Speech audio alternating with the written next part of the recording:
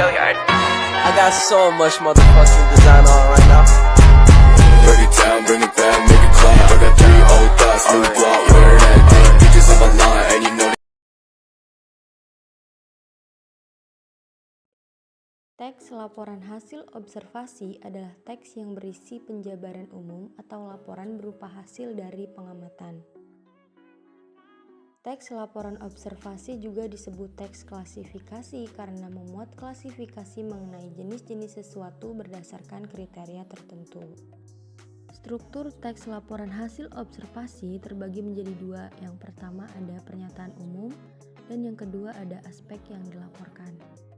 Pernyataan umum atau klasifikasi berisi tentang informasi mengenai sesuatu yang dibahas atau hasil pengamatan yang telah dilakukan. Bagian ini dapat diartikan juga sebagai pembuka karangan secara umum. Pada bagian ini dijelaskan klasifikasi tentang objek yang hendak dilaporkan seperti benda, tumbuhan, lingkungan, organisme, hewan, fenomena sosial, fenomena alam, dan lain sebagainya. Struktur yang kedua ada aspek yang dilaporkan. Pada bagian ini berisi penjelasan secara rinci mengenai informasi yang akan disampaikan berdasarkan hasil pengamatan. Pada bagian ini akan diuraikan klasifikasi secara runtut dari kelas yang besar hingga menjadi yang kecil atau bisa disebut dengan subkelas. Misalnya, penggolongan diikuti rincian dari aspek perilaku, genetik, lingkungan, fungsi, peran, fisik, atau kepribadiannya. Tujuan teks laporan hasil observasi adalah untuk mendapatkan informasi dan penjelasan rinci mengenai suatu hal dari sudut pandang keilmuan kepada pembaca. Sebelum menyusun teks laporan hasil observasi, kita perlu menentukan terlebih dahulu tema objek yang ingin kita teliti, misalnya seputar makanan, minuman, tumbuhan, atau yang lainnya. Dan yang kedua, setelah menentukan tema kegiatan observasi, langkah berikutnya adalah menentukan tujuan dilakukannya penelitian tersebut. Langkah ketiga ada melakukan proses observasi. Proses observasi atau penelitian pun dilakukan.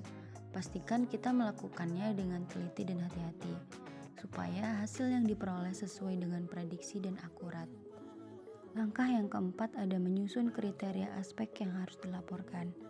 Setelah melakukan observasi dan mendapatkan data-datanya, kita harus menyusun kriteria aspek yang akan dibahas, deskripsikan dan dilaporkan dalam teks laporan hasil observasi.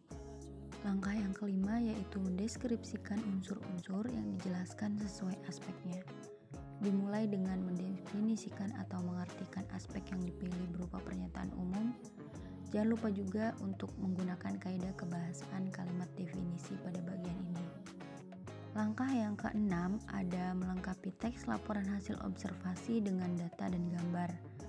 Setelah dibuat definisi aspek yang dipilih, tambahan data-data yang didapatkan dari hasil observasi bisa berupa gambar atau data yang berupa angka yang menunjukkan suatu ukuran.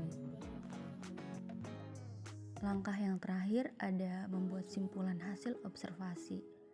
Setelah dilengkapi dengan data dan gambar, kita bisa membuat kesimpulan dari hasil observasi yang telah kita lakukan.